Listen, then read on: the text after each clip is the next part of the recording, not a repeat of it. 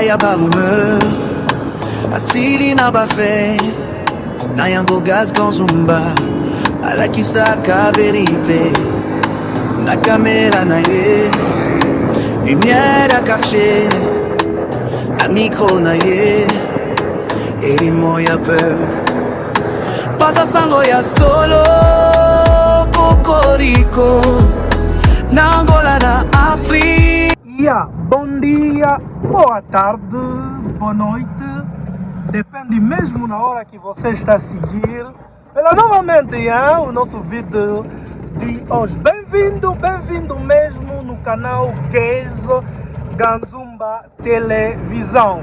Bonjour, bonsoir, ça dépend de l'heure où vous êtes à la biso. Voilà, encore une fois, bienvenue dans notre nouveau numéro d'aujourd'hui. Et merci encore une fois. Nabino surtout vous êtes à la chaîne Nabiso Gaz Ganzumba TV. Ndenge botangi na titre, ndenge pe to relax bino. Destination Nabiso ya lelo, ezato ko matina tala tona penza wana ya sida do côté ba près zalaka to relax bino beauté ya Angola to lo baraba o bayate barata. Da forma que vocês acabaram mesmo de ler no título e da forma que nós também vamos vos mostrar, né? E o destino de hoje é chegar até no bairro de Talatona. Será que Talatona é um bairro ou um município? É município. É município, né? É município mesmo. Então vamos chegar lá onde tem aqueles prédios mesmo e andamos falar naquela língua de Lingala que Bao Baiate Barata significa que aqueles não vieram mesmo aqui em Angola. Eles faltam muitas coisas porque Angola mesmo cuia. Você deve saber que a pessoa que está mesmo atrás da animação deste vídeo, o nome dele é Gaz Ganzumba, o filho de Papa Bienvenu Tukeba Nakanza Caleb, mon patron. Vous devez savoir que la personne qui est derrière cette animation s'appelle Gaz Ganzumba, mon papa Bienvenu Tukeba Nakanza Caleb, mon boss, mon patron. Ouais. Aqui estamos no Golf 2, naquele redor da rua do Congo. Gravamos muito aqui, porque costumamos sempre iniciar aqui. Você deve saber que eu vivo aqui no Golf 2 e por isso eu costumo sempre me encontrar com Mocota aqui, né? Mocota, meu amigo, aqui.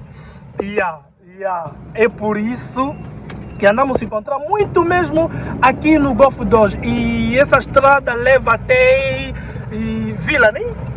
Vila, Benfica. Essa estrada se chama quem? Rua Pedro Castro.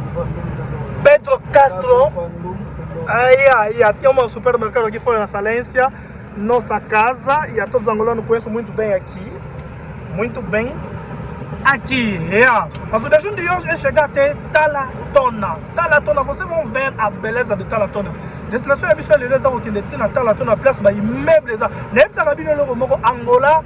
Au moins na Congo tozalaka na Kinshasa o to na ville moko kaka Gombe.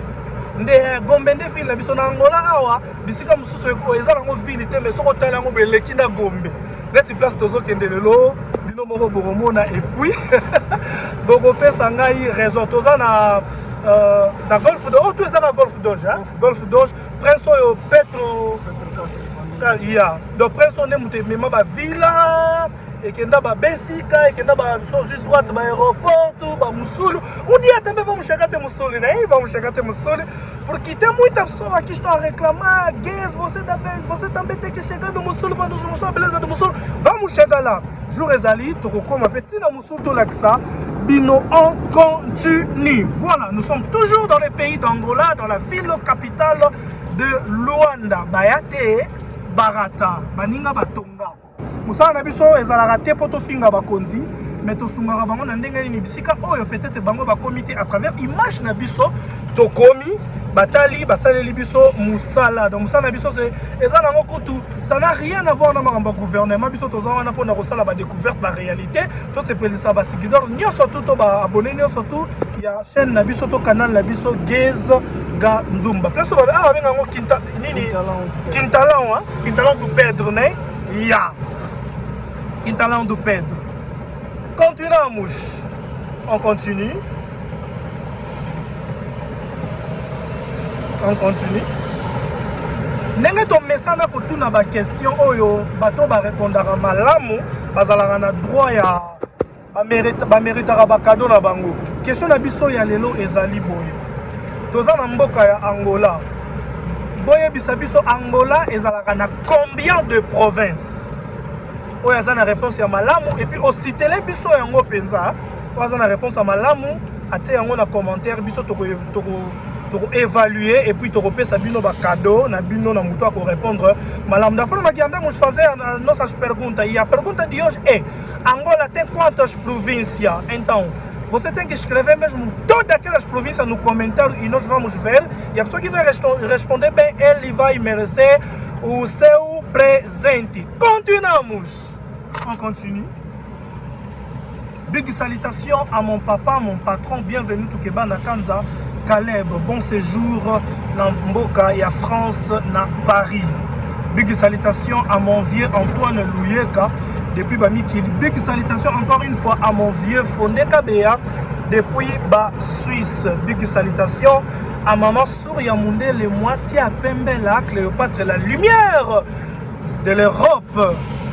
Moni Luanda Ngango, Chiami, Keru, et Kenda Sangoa. Oh, ils ont le centre culturel, ils ont le centre culturel, ils ont le centre culturel, dentro desta coisa tem supermercado, babilo é belé. Não é só supermercado, é tipo net baloba na français, eza tem on dit la français, centre culturel non. Maison commerciale non. Ah, na bossa di Kombango. Moi les autres pour la militaire dans la YouTube hein. Et puis yo ko comprendre ya bula on était kinda. Dans net ça veut dire que to banda bumbara na yo. Ni signaleli. Ah tu ça, ah bapenga ngoni. Comme la villa de Gamay. Oh, condomine la villa de Gamay. OK. Ah dans la villa de Gamay. Villa de Gamay est bandi ah. Mais non on continue babenga entra to les entra dans nango. Elenga Luanda ba signalisation ezalaka. Bongo na ba signalisation. Pour matamata nyonso tuboy. Tala elengi ya Luanda. Bayate barata. On continue. OK, aéroport. Donc ce aujourd'hui droite OK aéroport. Si você toma mesmo direito, leva-te aeroporto, né? Vamos mostrar também. E assim você entra aqui, leva até aeroporto, Mutamba, Kinaxixe, e a Vila Alice, lá mesmo na cidade mesmo, lá. E assim leva até Benfica. Solo. Yeah. Alors, essa parage de Gamek, Vila de Gamek. Ah, aqui parage de Vila de Gamek, né? Yeah. On continue.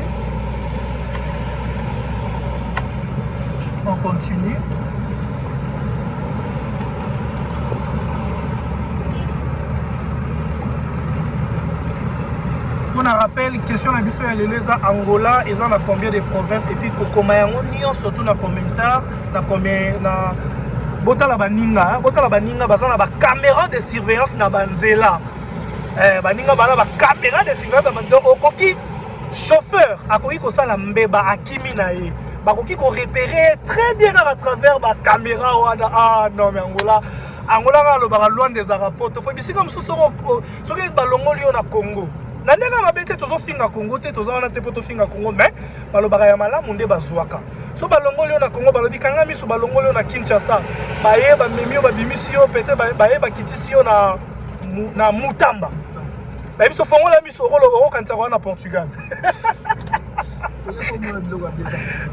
Ouais, surtout pas toi qui est sur la talatona. Oh là là.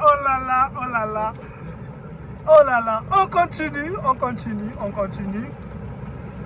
Big salutation à mon vieux Joël qui sent la Kwenda Vutuka. Passage obligé.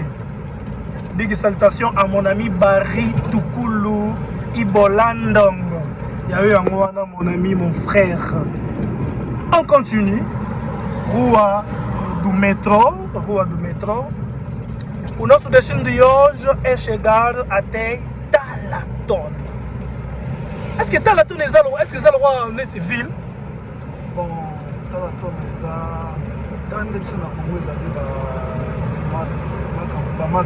Bama campagne, deux ans bama campagne na bango, hein. Ok. Et à moi les autres, ouais, pour ta militage. YouTube c'est un militage pour les locaux côté moi bien. Normal. Ouais, toujours. Estamos trabalhar. Yeah. On continue. Aqui já é o início de Talatona, né? Ah! Oh, sério? Botala baninga ndenge batonga. Botala beleza da cidade de Luanda. Oh là là.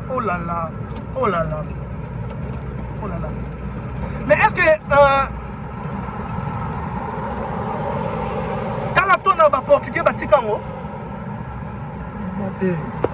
Talatona ba portugais batikango te. Os Talatona os portugueses não deixaram esse o ba condomínio, né? Tala ba condomínio. Ba condomínio za lokola ba cité, net na Kinshasa ba saleli ba sa maman Olive sala ba cité ba cité du fleuve, ba sala voilà condomínio. Oh condomínio de quê? Condomínio Daline. Net na Congo ba sala la cité du fleuve, basala ba oasis, voilà, ba supermarché, ba supermercado maxi, on aura ba kin marché na bango, voilà, ba kin marché na bango. On continue, kin marché na bango, voilà, maxi, ba kin marché na bango. On continue. Yeah. Oh là là. Au prince tout va bien on va Pedro. Ok. Je ne peux jamais terminer cette vidéo sans vous demander de mille excuses parce qu'on a eu un bon temps qu'on ne travaillait plus, qu'on ne mettait plus de vidéos. Tozaki na Congo, tozaki na bino musala na Congo, mais na yebisa yo Congo confusa oeza kuna na biso désordre oeza na Congo ogondima te ogondi entrada o tout Talatona qui ja tout doit Talatona ngana na posa pena pesa ba predio wana penza ya não conseguimos trabalhar bem no Congo. E assim não estávamos mais meter os vídeos no canal porque estávamos no Congo. E não conseguimos trabalhar no Congo porque no Congo tem confusão. Não. O governo mesmo do Congo tem que fazer uma coisa mesmo. Sabemos mesmo aquele ministro do transporte Jean-Pierre Bemba vai fazer uma coisa, né? O nosso objetivo não é isso, mas é só uma mensagem que passamos para eles porque vocês andam a ver os vídeos que andamos a gravar aqui em Luanda. Bota lá, que confusão é essa? Bota lá, beleza. Opa! Talatona. Talatona. Aqui já tudo é Talatona. O condomínio, hein? Condomínio. Olha, falamos verdade mesmo, os angolanos gosta muito de investir no que na imóvel, né? Bango balinga mingi ko investir na imóvel, hein? Olha balinga mingi ko investir na imóvel, batonga bapena ba condomínio belé, batia ba casa, OK, ba casa msusu wala ko edage de Kalandula. On continue. Église. Igreja Cidade de Luanda, bem-vindo. Okay.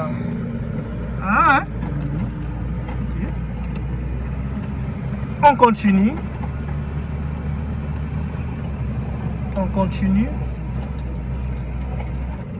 Talatona. Botala ba mindele déjà.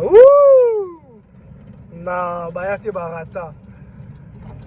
Será que a cidade de Luanda, o capital de Luanda é mais bonito que o capital de Kinshasa? É muito distante. Todo mundo na lingala. Vila ya Luanda, to capital ya Luanda, ele que Kinshasa na kitoko. Música. Et mode de vie, ndenge nini bato bazo vivre lelo babi pe Angola ngo pe komi passe. Angola za passe ko do raté. Très bien, angolais a passé ce que Lugarati. Ce que Lugaranayo, ce que Lugakati. voilà. De ce que Lugaranayo, on va vivre na yo. Vivre Kitoko. Tala. On a banque partout. Ma banque. Et là, na yoka information moko, na zana information, na zana preuve na ngote, mais na yoka information moko. Balobi a Congolais to za bongo e bazara na banque te, banque na bango. Exato. Mais será que aqui mesmo em Angola eles têm mesmo os bancos próprios deles? Não são os dos estrangeiros, não? BFA.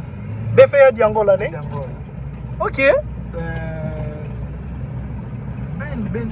Beni. Beni também. Na mão nem banco moço é Wambo. Na Wambo o tem banco de Angola. Ok. Cidade de Talatona. Ah, Nzambe. Oh, tu es na France te. Oh, Portugal te oyo. Na ndenge ya mabe te mais bakonzi ya Congo bobongisela biso mboka et osala biso vraiment bien makasi bo voyage kaka bokendaka bamikili ya poto boyaka bangola a bomonaka Luanda ndenge ezali tolakisa bino déjà novo aéroport ya gauche tourne to basali kuna na province ya Ikolo Bengo une fois encore tokozonga lisusu kuna avec le temps tokozonga susu mpona nini te peut-être kosala mpe eloko bongo na Kinshasa to na bamboka ezaka Kinshasa te na bamboka mosusu mpe ya Afrika na bamboka mosusu mpe ya Afrique bobongisela biso parce que nous les Africains towana mposa tolongola complexe ya mikili ya poto voilà on continue aqui tudo é Talatona bom tala a beleza da cidade de Talatona.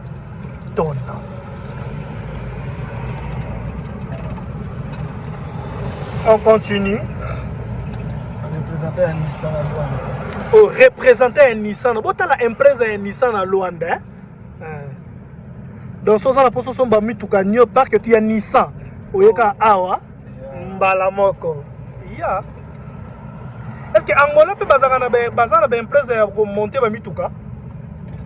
Neti na Congo to zalaka na General Motor. Bango bi bana ngo? Opa. Oula. Tu toke na biso. Na na biso ngana balancer la caméra. Opa. Oh, tout est empresa Nissan. Opa. Opa. Talatona. Que lindo. Que lindo. Nous t'es pour l'Europe. Ah, ben na ola mugana tongo. Ozongi na butu ketche baby te. Le roi na poto o la mugana na tongo lati basket no bien. Ozongi pe na butu ketche baby te. Oh là là, oh là là. Nous entra qui. Balusanga pe na Talatona, balusanga pe na sanga ba place ango. Et ça la bien tout wana. Est-ce que to kozongi la nzela ya retunda? Duka mama. C'est facile hein? Ya. J'estamos no bairro de Talatona. Vocês estão vendo a beleza mesmo do bairro de Talatona. Déjà na commune ya Talatona. Bomo na beauté ya Talatona. Ma beleza te hein?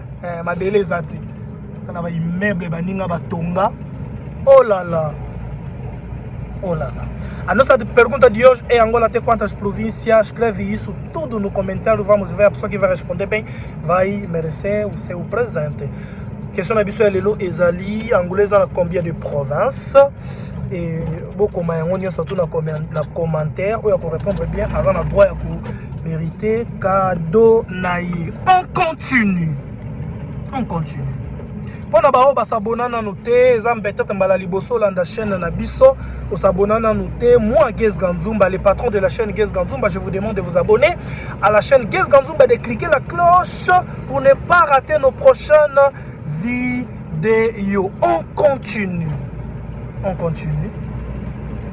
Aqueles que ainda não se inscreveram no canal, pode ser que hoje é a primeira vez para você seguir esse canal.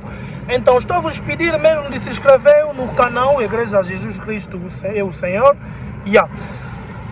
Estou a vos pedir mesmo de se inscrever no canal, de teclar aquelas coisas para não faltar o nosso próximo vídeo que vamos publicar.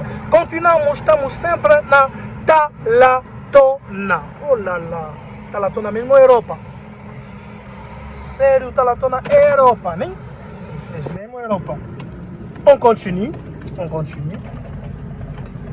Uau! condomino, né? Condomino.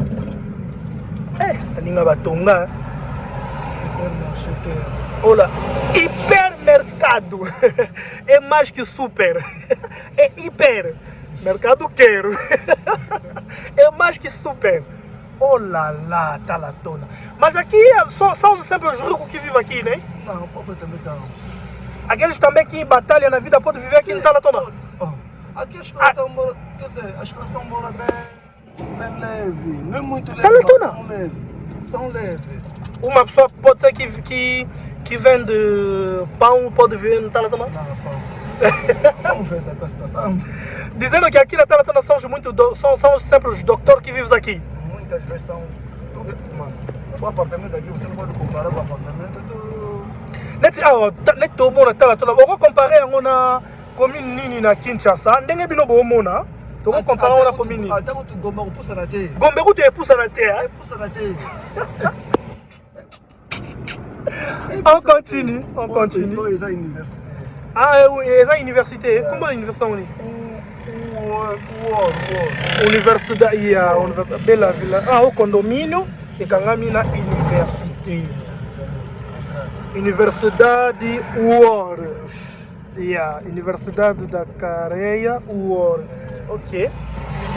On continue. Veneza. Nzambe na ngai. Nzambe pesa mbona yo vana na Talatona ko. Neti Talatona ba un quarto net studio ko za ba combien? Non, c'est un appartement. Appartement. Ou vous tombez ba combien? Vos appartement là-bas. Bon, il dépend là-bas là-bas près de votre Essa 50 mil por coisa.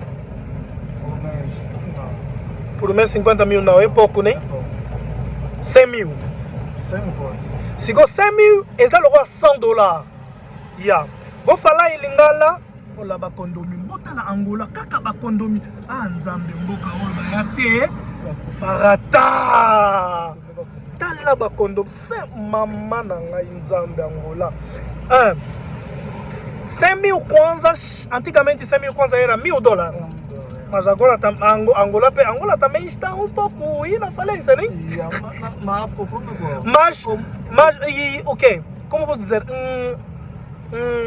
o sofrimento da Angola é viver bem no Congo, né? O sofrimento mesmo da Angola é viver bem no Congo. Eu estava a falar 100 mil kwanza é $100. Então, no Congo você pode só alugar um quarto $100. Universidade. Essa aqui não vai ter. Talatona não. Opa!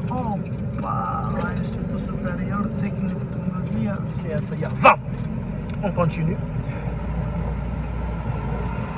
Talatona. Donc, je disais, on va falar. No Congo, um quarto. Você pode. Tá lá restaurant. Oh lá lá, que lindo, que bonito. Poxa.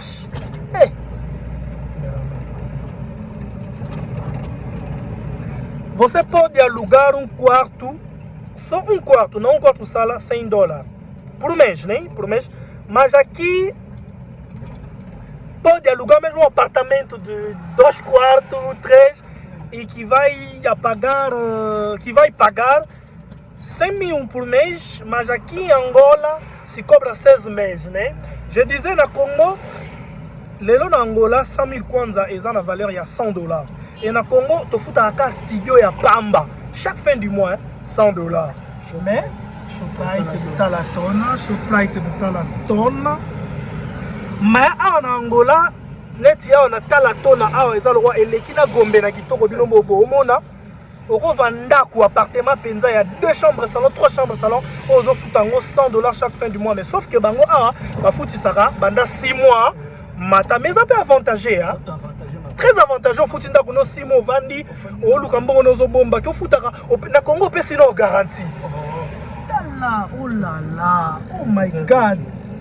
Au Peugeot, voilà. Angola bongo bien do pesi 6 mois fandi na biso Angola omini gouverne Angola basala ni babiloko au peuple akozala nango posa ba facilité ye ba pesi ye ndako ezala bien. Oh là là, oh là là, oh là là, oh là là, Talaton. Ata peut-être ba sama na bango mso pauvre lingite mais côté ya mai pepele courant ko te kendara no te. Vous devez savoir qu'il y a qui Angola courant kendara te. Botala ba tonga kaka. Un instant simple à construire né. Bazo tonga kaka. Ah Luanda bayate barata. Talatona. On continue. Talatona. Talatona. Tobi parce que toi matin Talatona. Tu as toujours un Talatona hein? Yeah. On continue. Kuna boye keti ouais. Kuna keti fubu. Keti fubu hein. Proche mon début mutoro kende pe wa fubu wana to luka to gravar tout wana. Donc voilà, nzambe gande mutakuta nisingana yo. Voilà Talatona. Oh là là, oh là là, oh là là. Ouh! Wanda ko zomona mo. Ana kavu na se akodo ba trop niveau. Na se. Ndozo mona ibo na se azana kavu. Mungu respiration. Azana kavu na se akodo ba trop niveau. Bandona ko nyoso moni. Na se mo ba tonga pe. Oh. Banda ko nyoso moni awa. Banda ko. Tenebra. Tout est maman ici comme bien à kangata photo ya pardon. Kubona te. Ya. Ah, ya. On continue. Toujours. Talatona toujours moi bien dans la maman.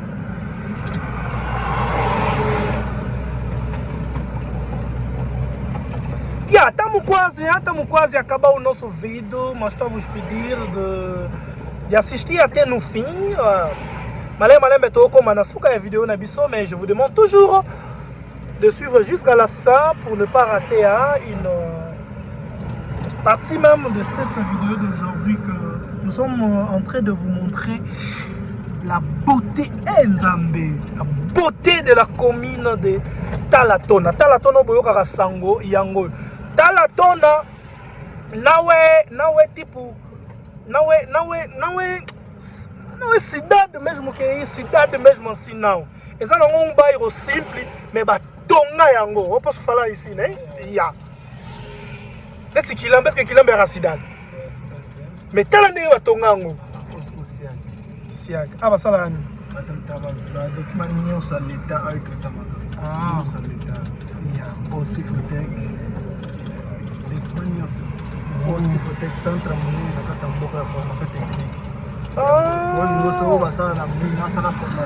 Essa formação é técnica. Ah, oui. Ok. Ah, ok. On continue, voilà. Voilà les Angolais, les Angolaises, Bavandi, Bazo, Tambola na Bango. Voilà, on continue.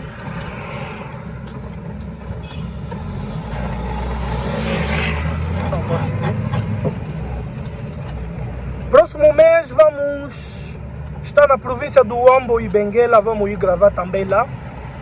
E vamos chegar até Namíbia também e África do Sul também. Você deve saber que os angolanos não precisam de visto para entrar no África do Sul. É só dinheiro, bilhete, compra passagem, paga as multas lá no que é na fronteira, entra. Acabou. Acabou. Bangolais pour o que na África do Sul, Namíbia, e sem a Angote com a visa. Donc, com 150 mil você pode chegar até a África do Sul. Sim. É muito. Até 150 mil, é beleza. Não há 150 mil, outro bisa com $50. Isso é beleza. É beleza. Que é da África do Sul. Bato bazaka libanda oye oza angolais, o vivra libanda soko oye mboka na yo, obeti tour, oza poso kende talat, voilà, Talatona. Voilà.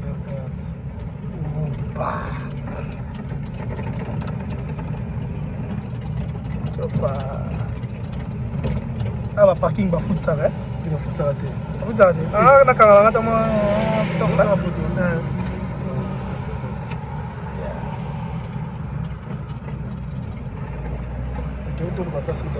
ah, ok, d'accord. On continue.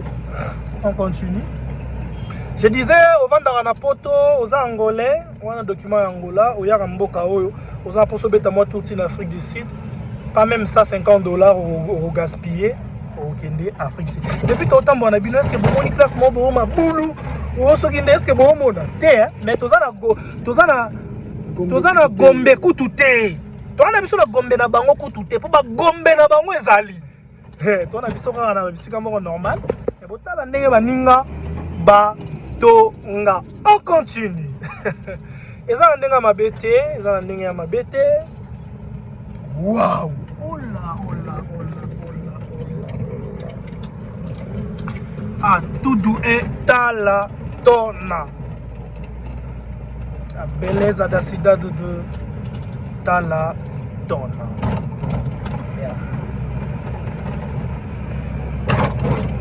On continue. No princípio era tão bom. Você jurava que minha mamãe se lutava do meu lado. Acreditava que era você. Numa casa ia te dar. Ter filho com você. Minha mulher.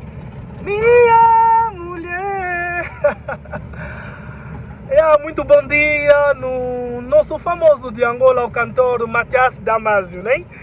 Muito bom dia para você, Portão 2 de que? Esse aqui? Uma empresa, né? Uma empresa. Bota lá a câmera de surveillance. On continue, Portão 1. On continue. Toujours Talatona. Big salutation, muito bom dia para você, a minha amiga Isabel. Isabel, eu te digo muito bom dia. On continue. Isabel, está a ver a beleza da cidade de Talatona? Até quando eu posso dizer cidade, estás a ver a beleza do bairro de Talatona? Uau! É próprio. Uau!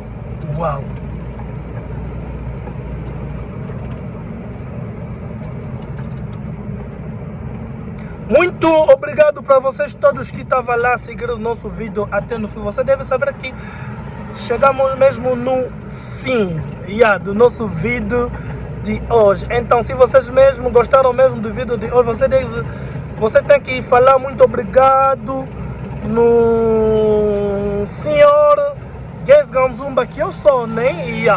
Pelo trabalho que estamos tentando mesmo. Você deve saber, você tem que falar muito obrigado a toda a equipa mesmo de Guess Ganzumba Televisão sobre o trabalho que nós estamos mesmo fazer para vocês.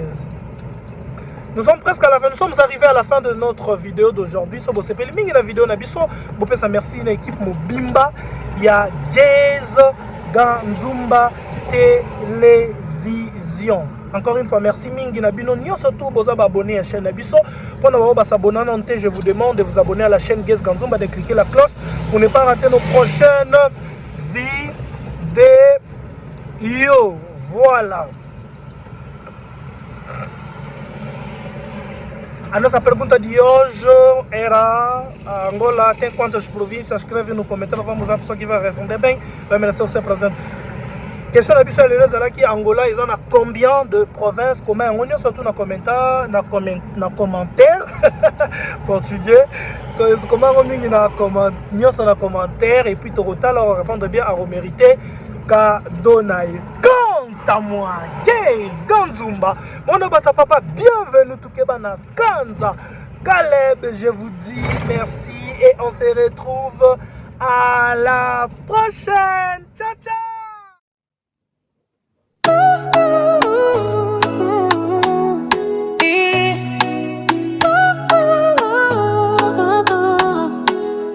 Namboka ya barumeur asili na bafe na yango Guess Ganzumba alakisaka verite na kamera na ye lumière à cacher na micro na ye elimo ya peur pas a sango ya